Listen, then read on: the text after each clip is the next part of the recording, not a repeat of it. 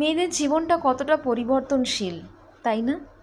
ছোটবেলায় সেই গামছা মাথায় জড়িয়ে বড় চুল বানানো, মায়ের শাড়ি পরে বউ সাজা, মায়ের সাজের জিনিস দিয়ে নিজেকে সাজিয়ে তোলা, খেলনাবাটি নিয়ে রান্না করা, তাও আবার মায়ের কাছ থেকে চেয়ে আনা আলুর খোসা পটলের খোসা দিয়ে। সেই পুতুল খেলা, পুতুলটাকে নিজের মেয়ে বানিয়ে তাকে খাইয়ে দেয়া, ঘুম পাড়ানো।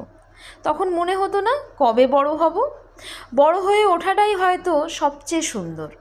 ছোটবেলাটা মন থেকে অনুভব করার আগেই বড় হওয়ার তাড়া থাকতো আমাদের। গরমের ছুটিতে দুপুরবেলা মাকে জড়িয়ে শুয়ে থাকা, আর মা যেই ঘুমিয়ে পড়ল তমনি উঠে সারা বাড়ি ঘুরে বেড়ানো, খুটখুট করা কমিক্স বই পড়া, শুকতারা আনন্দমেলা চাঁদ মামা পড়া, বাবা অফিস থেকে ফিরলেই জাস্ট জড়িয়ে ধরা আর উকিঝুঁকি দেয়া যে কি নিয়ে এসেছে বাবা আমার জন্য। সকালে ঘুম থেকে উঠতে না চাইলে মা বাবার আশকারা, আহা আরেকটু না হয় শুয়েই থাকুক না মেয়েটা। মায়ের কাছে পড়া, আর পড়া না পারলেই কান মোলা খাওয়া। বিকেলবেলা মায়ের হাত ধরেই গান আঁকা শিখতে যাওয়া, ফেরার পথে বায়না আইসক্রিম খাবো, ফুচকা খাবো, আর মায়ের সেই বায়না মিটিয়ে দেয়া।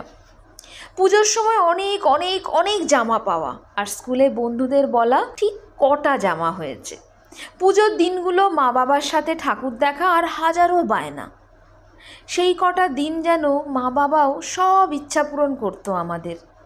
না পড়া না স্কুল, শুধুই খেলা, মজা আর বেড়ানো, আর মায়ের হাতে দারুণ দারুণ রান্না খাওয়া। কিন্তু আমাদের মেয়েদের জীবনটা কি এতই সহজ? ছোট্টবেলাটা কি তাড়াতাড়ি না কেটে যায়? সেই যেন সেদিনকার কথা। কিন্তু যেটা আমরা চেয়েছিলাম ঠিক সেইভাবেই খুব তাড়াতাড়ি আমরা বড় হয়ে উঠলাম। কলেজ, ইউনিভার্সিটি, চাকরি সব পেরিয়ে বিয়ে, সন্তান, সব কিছুই মা বাবার সান্নিধ্য ছেড়ে নতুন পরিবেশ, সেখানে মানিয়ে নেয়া।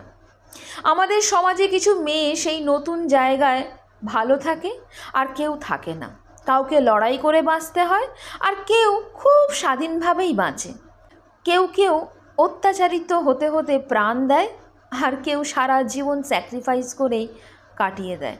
তবে মেয়েটা ভালো থাকুক আর খারাপ, সে তার ছোটোবেলাটা কখনো ভুলতে পারে না। তার স্বাদের খেলনাবাটি, পুতুল, প্রত্যেকটা জিনিস সে মিস করে। আজ তার সত্যিকারের রান্নাঘর, তবুও সেই রান্নাবাটি খেলার সময়কার আনন্দ আর কোথায়? আজ তার কাছে জীবন্ত পুতুল আছে, তবুও তার মেয়ে যখন পুতুল নিয়ে খেলে, সেই পুতুল খেলার সুপ্ত ইচ্ছাটা আগে জেগে ওঠে তার মনে। আজ তার অনেক দায়িত্ব, বেলা অবধি শুয়ে থাকার সুযোগ হলেও মন সায় দেয় না, তাই না? হাজারো নতুন নতুন সম্পর্কের ভিড়ে নিজেই যেন হারিয়ে গেছে মেয়েটা। মেয়েরা কখনো তার মেয়েবেলাকে ভুলতে পারে না।